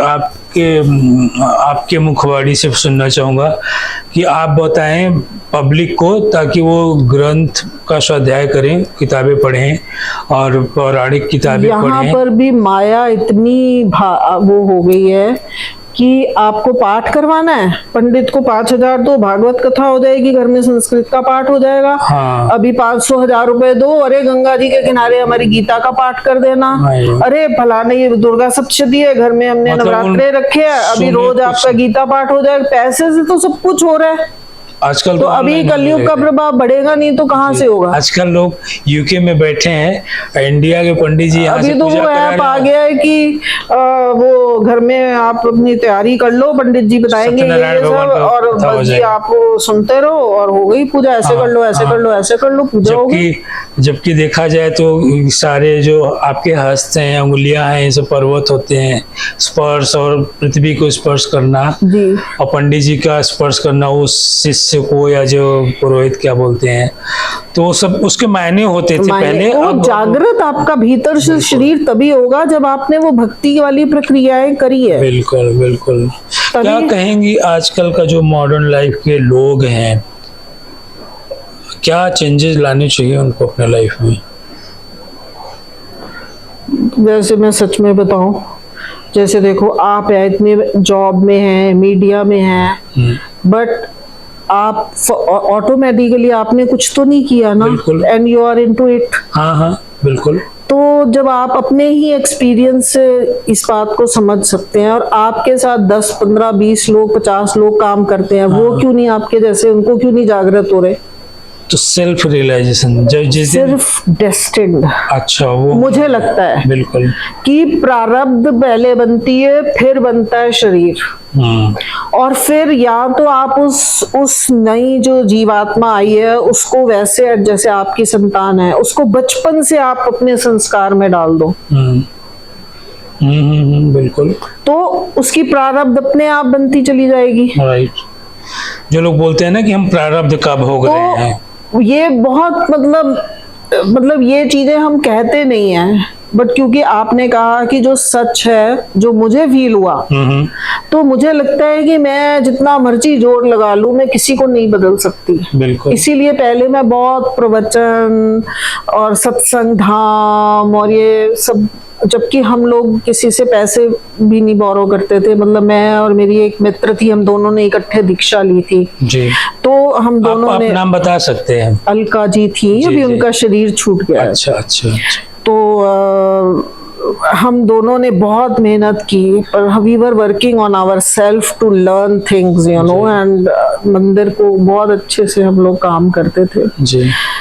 तो मुझे ऐसा लगता है कि किसी को जबरदस्ती, पत्नी बहुत भक्ति में है, पति सोच लेगी इसके प्रभाव से ही मैं तर जाऊंगा, नहीं पॉसिबल। ओके, अच्छा, ये तो सब पति बहुत प्रभाव में है और पत्नी कहे मैं तो ये तो पूजा कर रहा है, मैं भी तर जाऊंगी, नहीं पॉसिबल, क्योंकि आत्माएं अलग अलग हैं जी। अब मैं हूँ, मेरी संतान है अगर, और वो भजन में है ही नहीं, तो कहाँ से तर जाएगी? ऑब्वियस सी बात है, क्योंकि कर्म उनका भी तो बन रहा है ना। अब आम के पेड़ में आप सोचो आंवले लग जाए, हाँ, 4 और फल लग जाए, वो संभव नहीं, कैसे लगेंगे? बिल्कुल राइट। तो ठीक है, अगर वो जीवात्मा पुरुषार्थ उसका डेस्टिन्ड होगा, तो ऑटोमेटिकली तो कुत्ता भी मंदिर के आगे चला जाता है और बंदर भी पहुंच जाता है, और वो हनुमान जी लोग समझ के वो पूजा कर रहा है, सब कुछ कर रहा है। अच्छा, एक चीज और कहा गया ना कि तो वो 84 लाख योनियों में सब एलिजिबल है। बिल्कुल, बट पहले जब मैं शुरू में सोचती थी कि सिर्फ मानव योनि ही है। हाँ हाँ लेकिन अब मुझे ऐसा लगता है कि अजगर भी अपनी साधना कर रहा है, शेषनाग भी अपनी साधना कर रहा है, शेर भी अपनी साधना कर रहा है, हाथी भी अपनी तरह से अपनी साधना, सब जीव अपनी अपनी तरह से अपनी साधना में लगे हुए हैं। बिल्कुल। और अगर उनकी प्रारब्ध में है तो वो एनलाइटेड हो जाते हैं। वाह, बहुत बहुत अच्छा लग रहा है। बहुत डीप बातें हैं। अगर इसमें हम लोग पता चला और रोज बात करें 1 घंटे तो भी कम पड़ेगा जी। और लेकिन हमें इस प्रोग्राम को एक एपिसोड जैसा ही रखना है जी। क्योंकि कई शख्सियत से हम लोग मिलते रहते हैं और बातें करते हैं और ताकि वो बात, वो वार्तालाप अगर जो हमारे व्यूअर्स देखेंगे और सुनेंगे तो क्या पता उनके जीवन में एक परिवर्तन आएगा, यही कोशिश रहती है। तो इसमें तो हम लोग और अब डीप में नहीं जा सकते क्योंकि फिर इसका कोई अंत नहीं है, लिमिटलेस है ये बात, है ना। अब थोड़ा और मैं और कूल करके बात करता हूँ कि क्या पसंद है आपको खाने में? देखिए, मैं बहुत ज्यादा अब मैं ऐसी हो गई हूँ कि जो भी मिल जाता है आप वो खा रहे हैं, बस वही, मतलब सिंपल सहज सरल भोजन। कोई मुझे ऐसे नहीं कि मुझे बहुत सब्जियां खानी है या मुझे ऐसे दूध चाहिए या मुझे, मतलब सुबह तो देखिए मैं कुछ नहीं खाती हूँ। अच्छा 11-12 बजे तक मैं भोजन और ब्रेकफास्ट दोनों इकट्ठा मेरा भोजन होता है एक समय। फिर शाम को या 1 कप दूध या 1 कप ग्रीन टी लेती हूँ। डिनर में बहुत हल्का फुल्का, बीच में 1 आधी बार कभी कभी कोई फ्रूट अगर जी मन हो तो, बस ज्यादा मैं नहीं ले पाती। और ज्योति माँ को क्या गाने पसंद है? बॉलीवुड पसंद है? महाराज, मैं जब हमारा धाम था तो मैं तानपुरा हम लोग घंटों बजाते थे और 8-8 10-10 घंटे। एक हमारे पांडे बाबा थे, संजय, एक हमारे गोपाल जी थे, ढोलक बजाते थे और जो बैठते थे धुन में कि घंटों। वाह, उसका एक अलग रस मिलता होगा। इतना आनंद हमने किया है कि अब ये क्या एनलाइटनमेंट और ये सब चीजें, तो वो तो वो एक भक्ति रस और प्रेम रस वाले में चले गए आप। हाँ, तो दोनों सब बैलेंस रखो हर एक चीज का। हाँ, जैसे जो आपका एनलाइटमेंट और ये सारी चीजें हैं, ये तो आपका योग क्रिया और वो सारी चीजें आ जाती हैं। और जहाँ पे आप तानपुरा और जहाँ अभी पूजा करवा लो, रुद्राभिषेक पे बिठा दो, अभी हम भजन करने लग जाएंगे, अभी गाने भी लग जाएंगे, कभी हम सुनने लग जाएंगे, मतलब हर प्रकार की, यही तो एनलाइटनमेंट है। और क्या होती है एनलाइटनमेंट? खुद को जानना। अगर देखा जाए खुद को नहीं जान, खुद क्या, वो है ही वो तो, बिल्कुल मैं हूँ ही वो, बिल्कुल बस वही जान। देखिए, हर कोई बात हम देखो अगर आप गुरु ने बोला कि तू तो है अगर जैसे चलो आज आप मुझे मिले और मैंने आपको ये बताई बात है सब, तो अब आप मान जाओगे तो बस अपरंपार हो, सही, नहीं मानो तो फिर लटकते रहो। यही गुरु दीक्षा हो गया कि गुरु की बात को मान के जीवन जीने लगो, यही गुरु। तो मान जाओ ना, सही बात, दुखी क्यों होना है? बिल्कुल अदरवाइज लोग, चलो मैं आपको आज के बाद कभी भी नहीं मिलूं तो आप भूल थोड़ी सकोगे मुझे। सही बात है, वही तो गुरु है जो सच बता के मेरे। एक मैं आपको एक और यहाँ पे छोटी सी स्टोरी है। एक गवर्नमेंट ऑफिसर थे और वो गए थे प्रयागराज में, कुंभ मेला चल रहा था। देवरवा बाबा हुआ करते थे उस टाइम में, 250 साल उनकी जिंदगी थी शरीर में, मनुष्य शरीर में। तो दर्शन नहीं कर पाए वहाँ पे। कई सारे राजनेता, कई सारे हीरो हीरोइन वो सब जाके दर्शन करते थे। तो भीड़ में गए थे वो भी दर्शन करने, दूर से बोल दिया कि चल ठीक है, ऐसे बोले जाके ऐसे जप लेना, ऐसे कुछ श्लोक बोले। तो बोले यही गुरु दीक्षा था, उन्होंने वही ओम नमः शिवाय बोला कि यही बोला कर हो जाएगा तेरा कल्याण, डांट के भगा के यही बोले थे। तो उन्होंने बोला कि मैं उनका ठीक से दर्शन भी नहीं कर पाया, उनको टच भी नहीं कर पाया, आशीर्वाद भी नहीं पा पाया, लेकिन मैंने उनकी डांट को गुरु दीक्षा जो है या एक गुरु मंत्र जो बोला जाता है वही मैं मान के आज अगर वो बैठते हैं ध्यान में, माला जाप करते हैं तो वही वाला जो उन्होंने डांटा था वही वर्डिंग लेके करते हैं। तो कहने मतलब गुरु दीक्षा यही हुआ कि जो गुरु ने बोला और आपने अपने आचरण में ढाला कि आप अब आज अगर मैंने ये बोला है तो भूलना मत कभी, बिल्कुल, कि कहाँ नहीं है वो, मुझे वो जगह बता दे भाई। बिल्कुल। एक चीज और, लास्ट क्वेश्चन, क्या चेंजेस चाहेंगे आप इस जीवन से कि ये जिंदगी में ये जो लाइफ चल रही है कि ये ना होता तो अच्छा रहता? नहीं, मेरा तो सब कुछ बहुत अच्छा रहा। जो भी दुख मिले उनको मैं दंडवत प्रणाम करती हूँ, जिनके माध्यम से मैं इस अपनी जर्नी में मैंने उस कठिन जो इम्पॉसिबल लोग मानते हैं कि भगवत प्राप्ति, उसकी तरफ मैं अपने आप को समर्पित कर पाई। और अगर वो कांटे ना मेरे जीवन में होते तो आपको ये मार्ग नहीं मिलता। नहीं। और अभी भी it's not easy even now. आज यू हैव टू वॉक, भगवान राम जो 14 वर्ष वनवास में कांटों पे चले, वो इंडिकेट इसी बात को करता है कि हर पग पे कांटे होंगे, बट आपको ना चुभे, आपके पास ऐसा गुरु मंत्र होना चाहिए। आज के यूथ को क्या आप संदेश देना चाहेंगी? संदेश तो देखिए, सूर्य के आगे एक दीपक जलाने जैसी बात आपने कर दी है, क्योंकि बहुत सारे जगत गुरुज, बहुत सारे महामंडलेश्वर, बहुत सारे दिव्य महापुरुष, हमारे योगी जी इतने बड़े संत, दिव्य संत हैं, प्राइम मिनिस्टर ऑफ इंडिया इतने बड़े सन्यासी, दयानंद सरस्वती परंपरा से हैं वो। तो उनके सामने मैं क्या बोलूंगी, पर मैं कहती हूँ कि परमात्मा ही अगर कृपा करेगा तो होगा, तब पॉसिबल है, अदरवाइज अगर मैंने आम बोए ही नहीं और मैं चाह रहा हूँ कि आम का फल मुझे बढ़िया वाला मिले, उसके लिए भी कलम लगानी पड़ती है, ग्राफ्टिंग करनी पड़ती है, फिर उसकी सेवा करनी पड़ती है, तब आपको अच्छी किस्म का आम मिलता है। तो ये जो नेचर है, ये हमारा सबसे बड़ा गुरु है, और सदगुरु मिल जाए तो और हमारे सोने पे सुहागा हो जाता है। हम एक टोटल कंप्लीट जर्नी करते हैं। पर अगर आप सोचे कि कोई मंत्र मारने से और कोई हवा ऐसी चला देंगे तो ये हो जाएगा, क्योंकि अभी बहुत खराब, बहुत बुरा माहौल है इसमें, इस समय वातावरण जो है, और चीजें कंट्रोल से ऑलरेडी बाहर हो चुकी हैं। ये नहीं है कि धर्म कम है, धर्म भी पूरे पीक पे है, तो अधर्म भी पूरे पीक पे है। और इस समय वो जो धर्म और अधर्म का जो युद्ध चल रहा है, जी जी जी जी, तो जो मेरे से अगर कोई पूछता भी है तो मैं अपने मन से, मुझे ऐसा लगता है कि अगर आप कहते हो कि हिंदुत्व बच जाएगा या ऐसा हो जाएगा, तो पर बीज, क्योंकि जो इस समय की जो जनरेशन है, जो पेरेंट्स हैं, उन्हीं के ही बीज मतलब गड़बड़ है, तो फिर आप आने वाली संतान को कहाँ से वो बीज दोगे? मेरा ये मानना है कि अगर लोग Don't worry, this universe was always like that, कि धर्म के जो थी वो धुर्री थी और अधर्म बहुत था। देखो यदुवंशी कैसे नाश हो गए सारे, बिल्कुल बिल्कुल, है ना।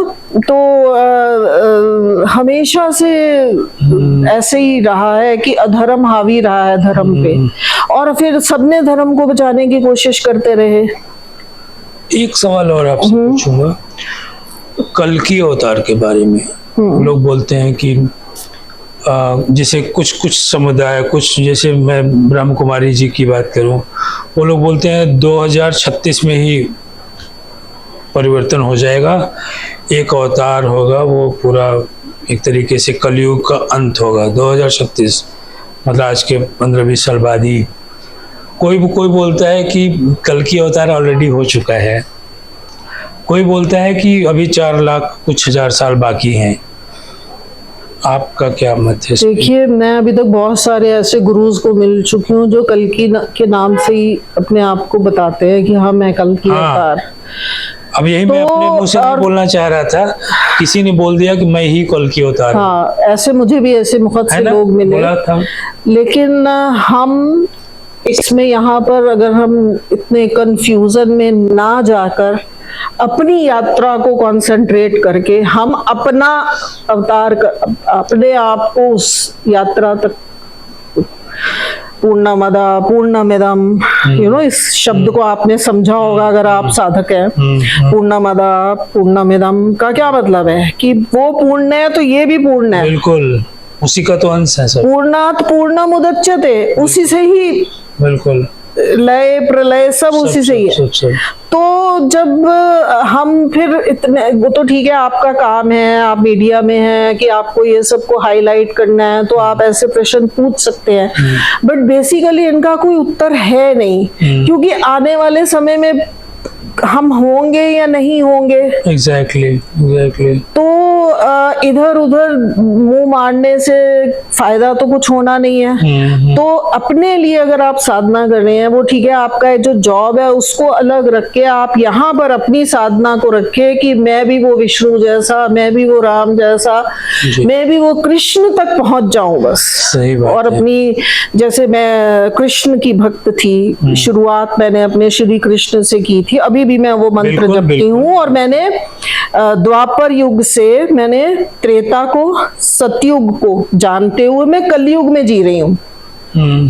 अच्छा, कलयुग है ना अभी, तो चारों युग इकट्ठे हो गए। बिल्कुल। मैं तो भी चलो आई एम 65। हाँ। ठीक है, तो इसी में मैंने बचपन से श्री कृष्ण मतलब द्वापर। अच्छा, ओके। तो त्रेता में राम जी हुए, तो रामचरितमानस को भी घोट के पी लिया, ऐसे घोट कर गोटा लगाती, ऐसे पागल हो गए थे जब हम इसमें थे। वाह। और फिर इससे मैंने शिव की यात्रा की, तो सतयुग हो गया। वाह, बिल्कुल। अच्छा, सतयुग के साथ फिर मैंने कलयुग में तो मैं हूँ ही।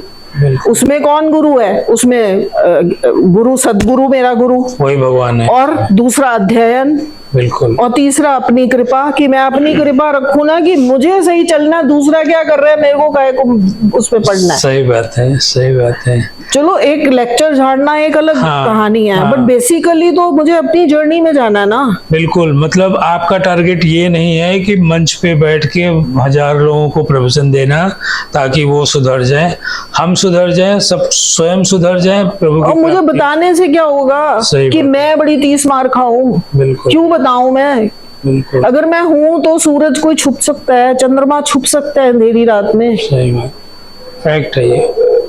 तो मैं तो यही आपको कहूंगी कि आप अच्छे साधक हैं। मुझे अगर आप आए मिले आज तो मुझे एक अच्छा साधक मिला। अरे आपका मुझे आशीर्वाद और प्रभु का आशीर्वाद, एक संदेश, एक ऐसा भाव आया कि मैं आपका दर्शन कर पाया और सही में बहुत अच्छा लगा आपसे बात करके। और मैं जानबूझ के ऐसे प्रश्न कर रहा था, कुरेद रहा था प्रश्नों को, ताकि जो पब्लिक है, जो साधक नहीं है, जो मॉडर्न लाइफ जी रहे हैं लोग, उनको कुछ मिल सके। मेरे ऐसे प्रश्न पूछने का लक्ष्य ही था बस।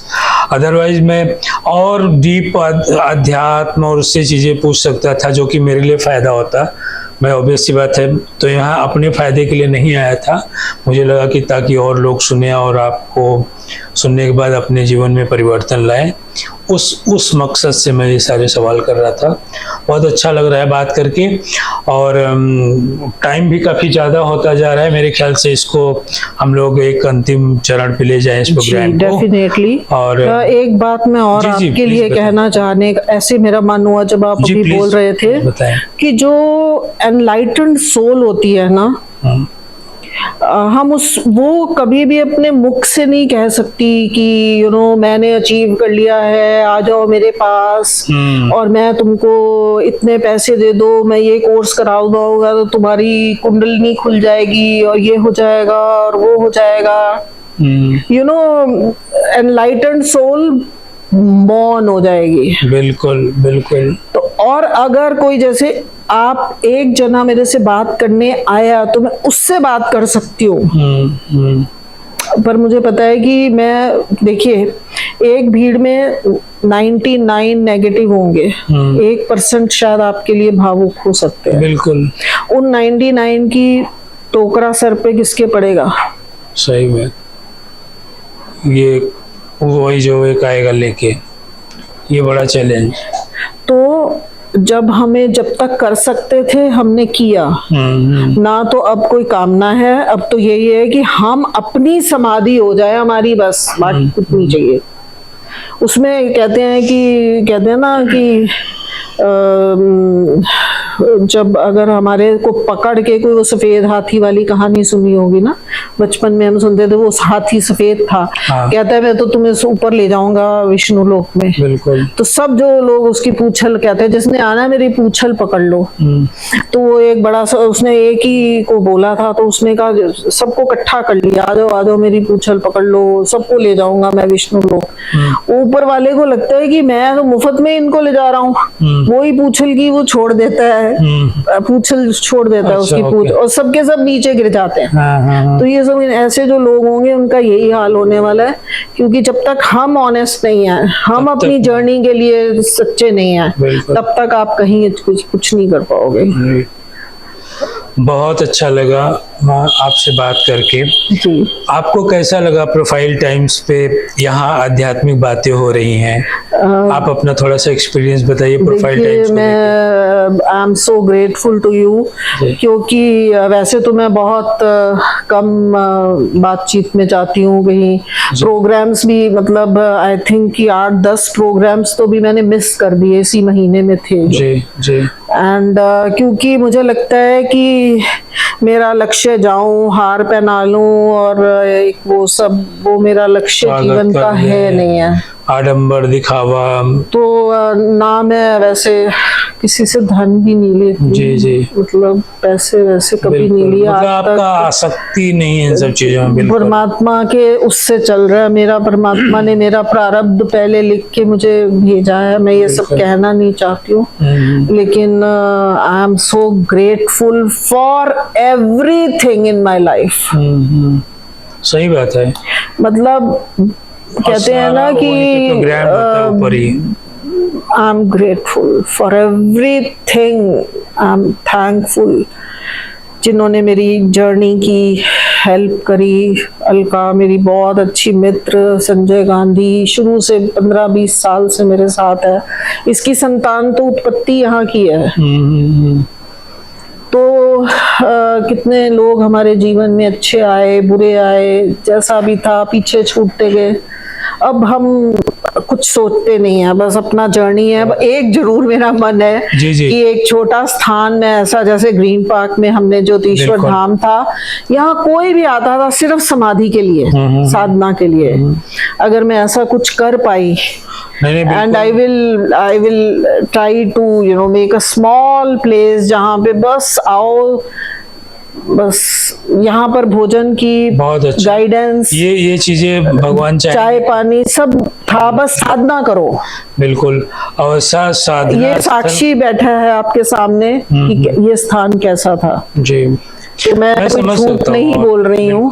और अगर मैं कर पाई थोड़ा सा जो मेरा आगे जीवन है मेरे पास, तो I would love to do that. नहीं तो फिर अब इसका भी कोई रिग्रेट नहीं होगा मुझे। और अगर आप जैसे एक सहयोग के लिए, समाज कल्याण के लिए कोई भी चीज अगर आप संकल्प करते हैं, तो वहाँ पे भगवान आपको हेल्प करते हैं। भगवान हेल्प करते हैं किसी के थ्रू। कोई ना कोई अचानक से टकरा जाएगा, कोई ना कोई ऐसा आ जाएगा कि हाँ बिल्कुल आप आगे बढ़िए माँ, हम लोग आपके साथ हैं। और आपके लीडरशिप में, आपके सानिध्य में रह के वो भी पूरा होगा, डेफिनेट सी बात है जी। और हर कोई जो है रहेगा उसमें सहयोग करने के लिए। और अब तो हमने बात भी कर लिया यहाँ पे इस चैनल पे, प्रोफाइल टाइम्स पे काफ़ी लोग सुनेंगे और लोग अपनी अपनी फीलिंग्स और अपने अपने विचार और आपने ये जो प्रस्ताव रखा है इस पे भी लोग लिखेंगे और बात करेंगे, कांटेक्ट करने की कोशिश करेंगे और आगे पक्का ये चीज होगा जी। तो संजय जी, मैं भी आपकी बहुत थैंक यू, धन्यवाद। क्योंकि मेरा जो शायद सूक्ष्म में जो मैं कभी किसी से अपने मन की बातें नहीं कर पाती थी, आज आपने मुझे, जैसे कहते हैं कि कुएं में बाल्टी डालने से ही कुछ कुएं का बस, जल बस, प्राप्त बिल्कुल, हो सकता है। बिल्कुल। तो मुझे भी कुछ कहने का मौका मिला, और आपको भी, और आपके चैनल को और आपकी टीम को भी बहुत बहुत आशीर्वाद धन्यवाद। देती हूँ कि आप बहुत आपके जी। जीवन में आप हम लोग बस कामयाब माता हो। जी एक माध्यम बन के और उस परम तत्व को, उस पर्सनालिटी को ऊपर लाते हैं ताकि लोग सुन के सीख सके। देखो, और बहुत सारे पर्सनालिटी, मुझे नहीं लगता कि हम कोई पर्सनालिटी आप हैं। समाज हम के लिए आप उसकी कहते हैं ना कि उसने हमें वो रस्सी के साथ नीचे जी। भेजा है। और अगर कंपेयर करें जो मॉडर्न लाइफ के लोग हैं, जो पर्सन है, जो पब्लिक है, उसमें आप एक व्यक्ति नहीं है, एक व्यक्तित्व है। और इसीलिए मैं मतलब हम लोग चाहते हैं ऐसी ही व्यक्तित्व को इस प्लेटफॉर्म पे लाना, ताकि प्रोफाइल टाइम्स का नाम ही इसीलिए हम लोगों ने चूज किया था कि ऐसी पर्सनालिटी वहाँ पे लाया जाए जिनको लोग सुन के, देख के, उनका इंटरव्यू सुन के अपने आप में चेंजेस ला सके, मोटिवेट हो सके। तो बहुत धन्यवाद, आपने टाइम जी, दिया। जी, thank और you। आप कैमरे पे बोलिए कि लोग आपको सुनने के लिए प्रोफाइल टाइम्स के चैनल को सब्सक्राइब करें, ताकि आपको लोग सुन सके, और आप जैसे और नए नए व्यक्तित्व आएंगे, नए नए गेस्ट आएंगे, उनको सुन सके।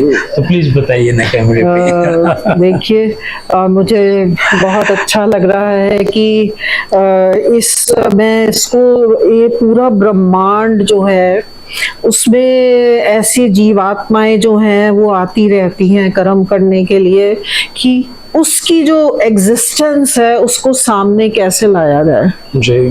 तो ये जो आपका चैनल है, अगर ये सही तरह से इसको कार्य को करेगा और इसको आगे बढ़ाएगा, और आप ऐसे ही दिव्य महापुरुषों के दर्शन, आप ऐसे ही उनके बारे में, क्योंकि बहुत ही हमारे अंदर जिज्ञासा होती है कि हम कई बार हमारा मन करता है इनको मिले, पर हम मिल नहीं पाते। बिल्कुल बिल्कुल। तो इसके माध्यम से आप मिल भी पा रहे हैं, उनके बारे में जान भी पा रहे हैं। तो आप जरूर इनके चैनल को सब्सक्राइब भी करें, और जो भी इनको कोई लाभ हो सकता है, क्योंकि वैसे तो मैं परमात्मा को सर्वोपरि मानती हूँ, हम कुछ भी नहीं है इस अर्थ के ऊपर। और शायद मैंने जो उत्तर भी दिए हैं उसका आधार भी यही रहा कि सबसे अल्टीमेट जो परमात्मा की शक्तियां हैं उनके आगे हम कुछ भी कहीं पर भी नहीं है। लेकिन ये पुरुषार्थ कर रहे हैं, जो ये पुरुषार्थ कर रहे हैं वो ये अचीव करेंगे, और जो हम जिस कार्य में लगे हैं परमात्मा के को अचीव करने में, आप भी हमें ब्लेस कीजिए कि हम कभी भी इधर उधर इम्बैलेंस ना हम लोग हो। करने वाले लोग नहीं हैं जी। हम लोग बस आपके साथ, आप एक मार्गदर्शक हम लोगों के लिए हैं। और एक तरीके से हम लोग जुड़ ही गए देखा जाए तो। जी। और आपका जो एक संकल्प है, आपके अंदर जो भाव आ रहा है, वो समाज के कल्याण के लिए है। तो हम लोग हमेशा रहेंगे आपके साथ। और जो आपने सोचा हुआ है कि हरिद्वार में ऐसा कुछ एक स्थान बने जहाँ पे लोग आके साधना कर सकें, जी, उसमें बट हमें कमर्शियल नहीं करना है, बिल्कुल, यू नो, बिल्कुल, बिल्कुल। कि हर जगह, जैसे अब हमें कई बारी दिल करता है हम यहाँ रहें, you can't go there, you can't use that place. Even you know when I was in Delhi, so इसीलिए ये ग्रीन पार्क में मेरे पिताजी के घर को मैंने यूटिलाइज किया कि सब कहते थे ग्रंथ नहीं मिल रहे, साधना नहीं मिल रही, महात्मा अच्छे नहीं है, मैंने दुनिया भर के यहाँ इकट्ठे कर दिए। बट फिर भी हर एक की डेस्टिनी में तो नहीं है ना। बिल्कुल बिल्कुल बिल्कुल, वो फायदा। अभी आप ये सब कुछ भी कर रहे हैं, बट सब इसको कितना यूटिलाइज करेंगे। आपने पूरा एफर्ट किया, अब आपको उसका अच्छा फल मिलेगा। बिल्कुल राइट। बट कोई भी चीज को करने के लिए you have to you know do something, some efforts, you know. But anyway, बहुत आशीर्वाद आप सबकी, आपकी टीम को। बहुत आप कामयाबी, मंगलमय जीवन हो, और साधना में आप भी अल्टीमेटली आगे बढ़ेंगे। ओम नमो नारायण प्रभु। Thank you.